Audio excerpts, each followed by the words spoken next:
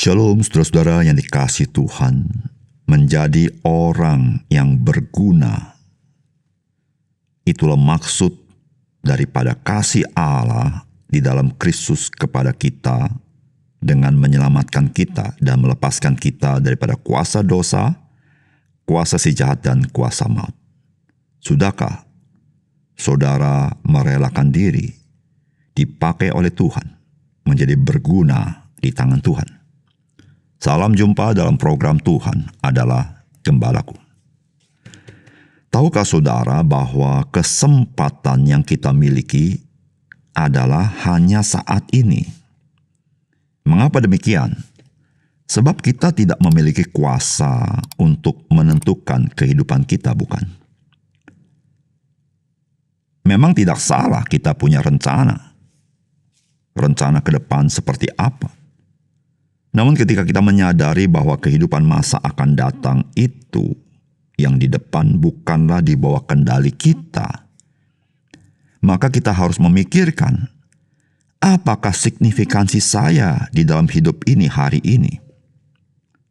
Saudara, jikalau seseorang hari ini mempunyai harta misalnya X, lalu ia mempunyai cita-cita 20 tahun ke depan ia memiliki harta 1000X. Namun yang terjadi setelah 2 tahun, ia sudah tiada. Saudara, pertanyaannya, apa arti hidupnya? Namun kabar gembira adalah bagi kita sebagai orang percaya, ketika kita rela dipakai Tuhan hari ini menjadi berkat kabar baik bagi orang lain, maka sesungguhnya kita menemukan hidup kita yang berarti, meskipun masa hidup kita sangat terbatas. Saudara, mari kita membaca Matius pasal 2 ayat 13 sampai 23. Setelah orang-orang Majus itu berangkat, nampaklah malaikat Tuhan kepada Yusuf dalam mimpi dan berkata, "Bangunlah, ambillah anak itu serta ibunya, larilah ke Mesir, dan tinggallah di sana sampai aku berfirman kepadamu, karena Herodes akan mencari anak itu untuk membunuh dia." Maka Yusuf pun bangunlah, diambilnya anak itu serta ibunya malam itu juga, lalu menyingkir ke Mesir, dan tinggal di sana hingga Herodes mati. Hal itu terjadi supaya genaplah yang difirmankan Tuhan oleh Nabi, "Dari Mesir kupanggil anakku." Ketika Herodes tahu bahwa ia telah diperdayakan oleh orang-orang Majus itu, ia sangat marah. Lalu ia menyuruh membunuh semua anak di Betlehem dan sekitarnya, yaitu anak-anak yang berumur 2 tahun ke bawah, sesuai dengan waktu yang dapat diketahuinya dari orang-orang Majus itu.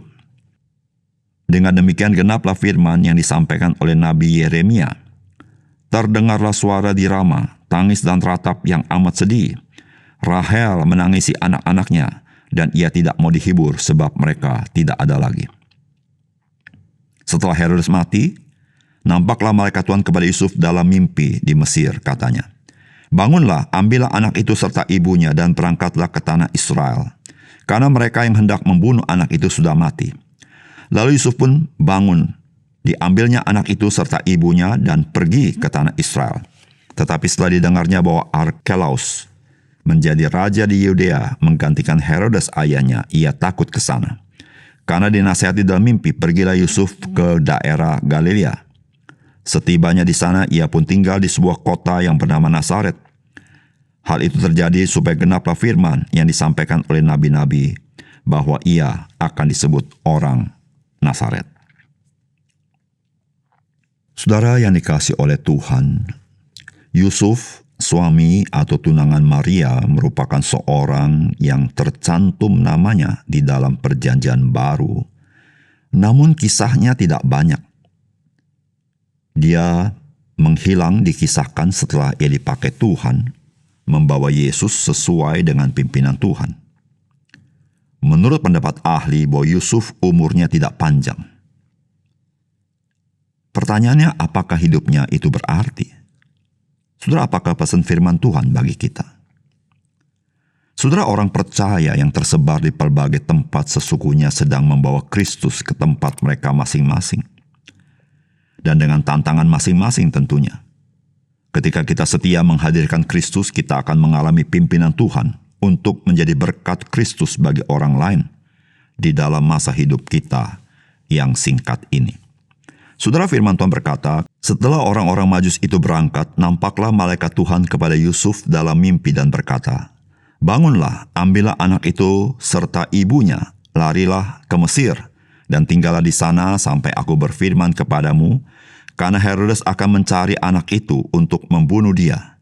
Maka Yusuf pun bangunlah, diambilnya anak itu serta ibunya malam itu juga, lalu menyingkir ke Mesir. Saudara, catatan tentang Yusuf, tunangan atau suami Maria, bukanlah catatan yang banyak.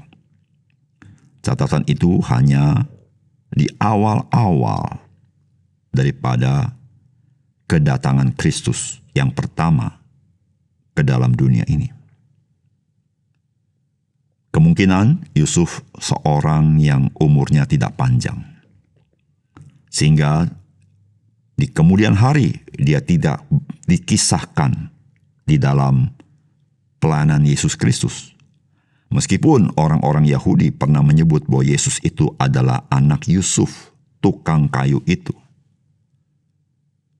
Saudara, hidup yang pendek yang dialami oleh Yusuf,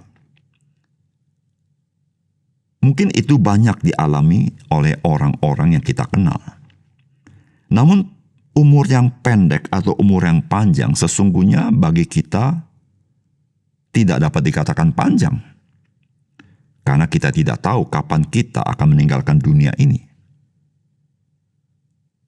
Artinya saudara, kita tidak pernah boleh berasumsi bahwa kita masih punya kesempatan di lain-lain hari.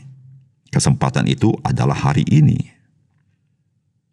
Saudara, meskipun umur Yusuf pendek, namun saudara, kehidupan dia sangat signifikan, bukan?